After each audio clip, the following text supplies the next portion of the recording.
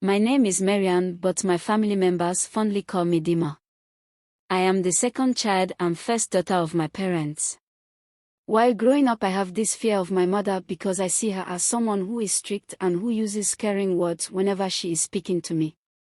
All her advice sounds like a threat and scaring, making me not to tell her what I am passing through. I see myself as a timid person who has poor academic knowledge. The primary school I attended is nothing but a lion's den for me. All the teachers seemed unfriendly, using cane to teach and advised us.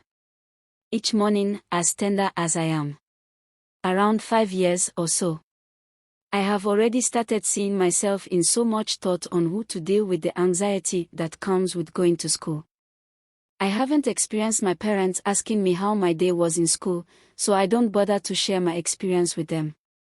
I see everything that happens around me as a normal thing. But eventually fear comes in. Struggling with my academics alone. And teacher constant flagging and threat if I failed any of the questions. One day, I scored 0 in my mathematics class. With some people around the age of 5 years. The teacher threatened us that we will sleep in class. And we won't go home. When the school dismissed, she packed us in one corner. And closed the door, but I can remember that she didn't lock it. In our innocence, we couldn't understand what was going on. Scared of staying in the school, till the following day. Make me cry till I get weak. I reached and I didn't tell my mother what happened to me because she didn't bother to ask me. And I saw how busy she was with her sewing machine. As a cheerful girl, I played with my younger sister. Each morning whenever my mother is preparing us for school, I will sit in one corner and my eyes fixed on the sky, thinking about what my life would become if I reached school. Each time I thought of school, I became so cold. I am always happy whenever we have holidays and breaks. My younger brother is also afraid of going to school. We'll hold my hand so tight. On our way to school, he will hold my hand so tight till we finish our morning assembly. He will not like to leave my hand after assembly. I have to gently accompany him to his classroom with tears in my eyes. He hardly stayed in the line with his classmate. The trauma is there, but we don't understand what is happening around us. We think everything is normal. One day, while I was in class, my teacher went to collect our workbook.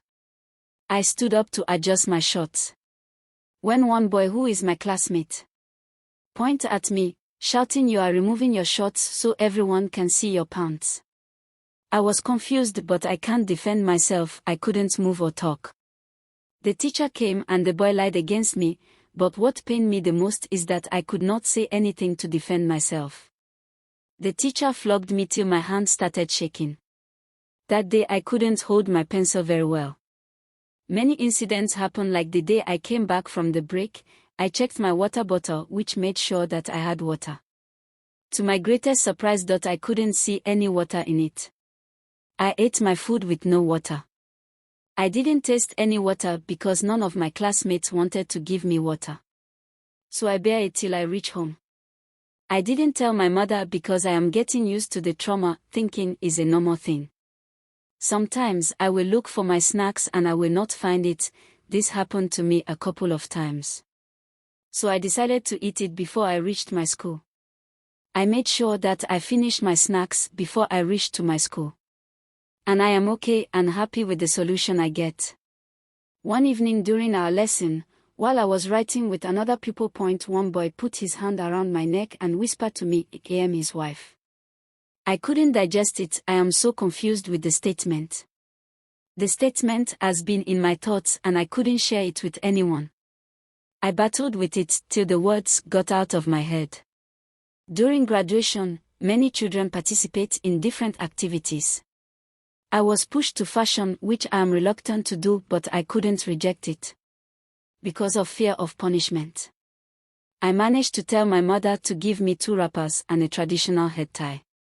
During practice, all I heard from my teachers is that I can't do anything, you have to remove her name. None showed me moral support. I had to deal with it alone. In all this, my parents were unaware I was going into depression because they always see me with other children whenever I came back from school. I watched how the teachers praised other children while I stood watching them, thinking, am I so different from them?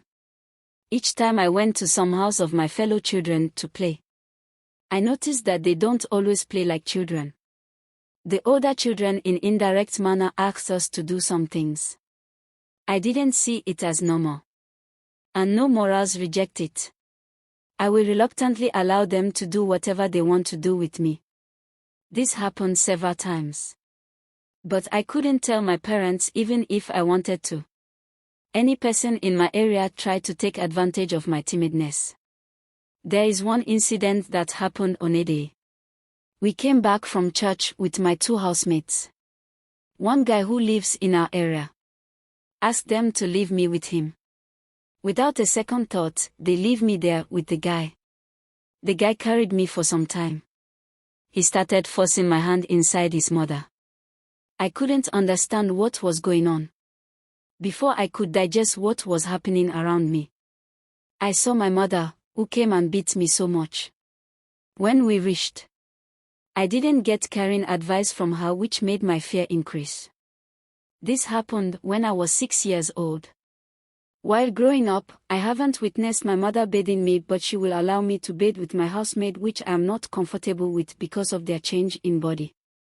There is no bonding, but I'm always happy whenever I see my mother. I started learning to do things for myself, like bathing without any adult supervision. Later on, I started washing my uniform with that of my siblings' uniform and our food flask too. I washed my socks till it turned to brown, because my small and tiny hands couldn't wash it well. I diverted the idea of wearing my sock half a day in the school so that it would not be too dirty, at least I would be able to wash it. All this happened when I was 8 years old. To be continued.